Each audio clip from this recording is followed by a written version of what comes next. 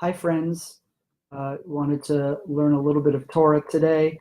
Parshat Re'eh, this coming Shabbat, contains within it some of the laws of tzedakah. Tzedakah meaning what? General giving, can mean establishing a just society. Giving, what's sometimes translated as charity, giving money to people, can mean a variety of things. And here we are in chapter 15, Deuteronomy. The section begins with verse 7. When there will be a poor person or needy person amongst you, lo te'ametz et levavcha, do not harden your heart.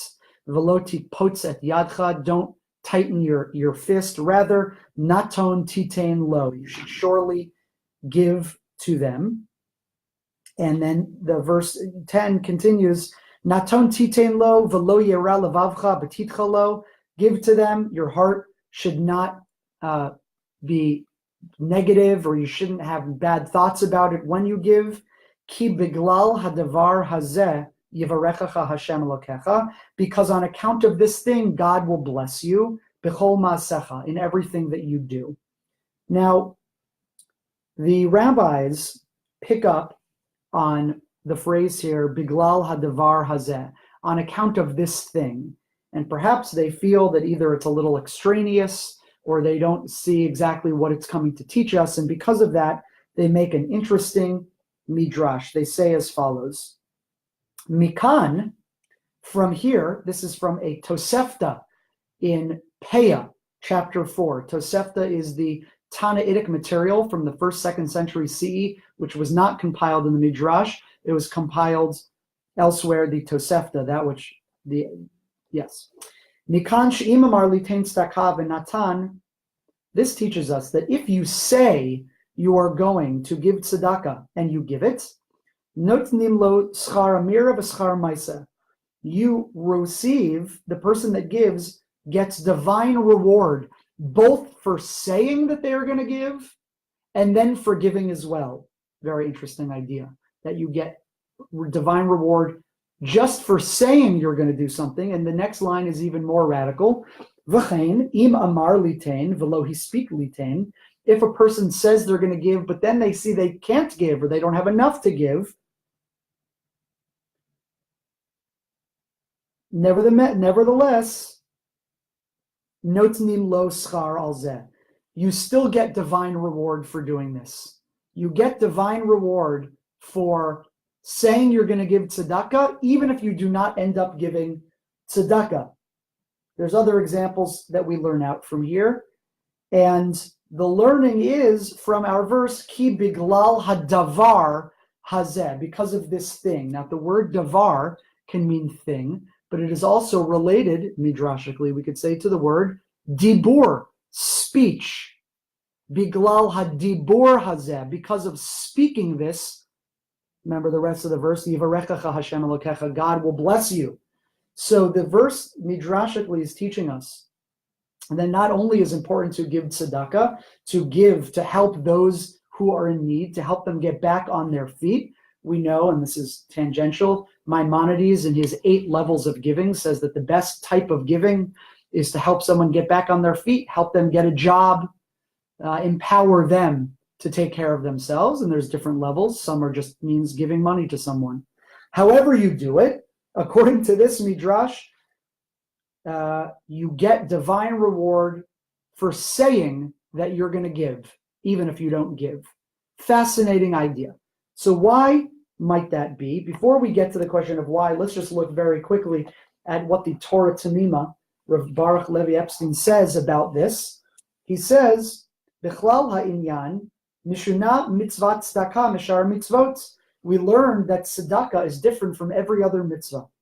Ki kol mitzvot im lo asan ba'atzmo, every other mitzvah, if you don't do them yourself, afal pisha sibev la'acherim shiasu, even if you actually get someone else to do it, you could say, because here by tzedakah, it seems if I say I'm going to give tzedakah, but then I get my friend Mary to give tzedakah, I'm also getting some reward for that as well, and it's made explicit in the Tosefta. I didn't read that part. But you would never say that about another mitzvah. What's an example of a mitzvah? Shaking the lulav. If you're supposed to shake the lulav on Sukkot, and you say, I'm going to shake the lulav, and then instead you tell your friend, you shake the lulav. You do not get any divine reward, seemingly, for saying you're going to do something, but then not doing it. The klala inyan, mitzvah tzedakah, kol prat hanaseh b'zeh, every aspect of the mitzvah of tzedakah, af ki ba'amir ba'alma, even just talking about it, nechshav leprat usnif mitzvah tzedakah is considered an aspect or an addendum or part of the mitzvah of tzedakah. Really incredible idea. So why is it? What is it about tzedakah different than every other mitzvah that just saying you're going to do it is a good thing? I would hypothesize that there's an educational component here, that we are trying to train ourselves regarding tzedakah to be givers, because it's maybe for many of us part of our internal nature, character traits, not to want to give. So the rabbis might be trying to encourage us educationally to prompt us to give more. Say you're going to give. Oh, but maybe I'll say it and then I won't do it. Doesn't matter. Do it anyways. You should give regardless, and you're going to get reward even for saying it. Incredible idea. That's one possibility. Comment from my friend Rebecca Pinchas says, but you do get rewards for making or helping others to fulfill mitzvot in general, right? The answer there is yes, we do absolutely. We have ideas in Judaism, a major one called arevut, responsibility. Jewish people are responsible for one another, and as such, Rebecca, you're exactly right. There is an idea that my helping or empowering or causing someone else to do a mitzvah is positive for me, and I do get some level of reward for that. Absolutely. I think this specific Gemara is saying something slightly different, which is that, and you see it in the case, the most specific case, don't even think about anyone else. If I say I'm going to give tzedakah and I don't give it at all, period, I still get. Though you are right in noting your point. I want to, since Rebecca raised that, I want to raise one other complicated piece, which is from another rabbinic source, a Gemara in Kiddushin. A Gemara in Kiddushin, Daf Mem Amud Aleph says, Machshava tova mitzdarva lemaaseh. A good thought is regarded as, or is conjoined as part of a good deed. They learn it out from a verse in the prophet Malachi. I won't get into it exactly, but Rav Asi learns from the verse in Malachi. You can see it on your own. It's chapter 3, verse 16 in Malachi. Rav Asi says, Afilu chashav adam lasod mitzvah, even if a person contemplated fulfilling a mitzvah, v'ne'anas v'lo asa'ah, but was unavoidably prevented from performing it, malak alav katuv ki'ilu asa'ah.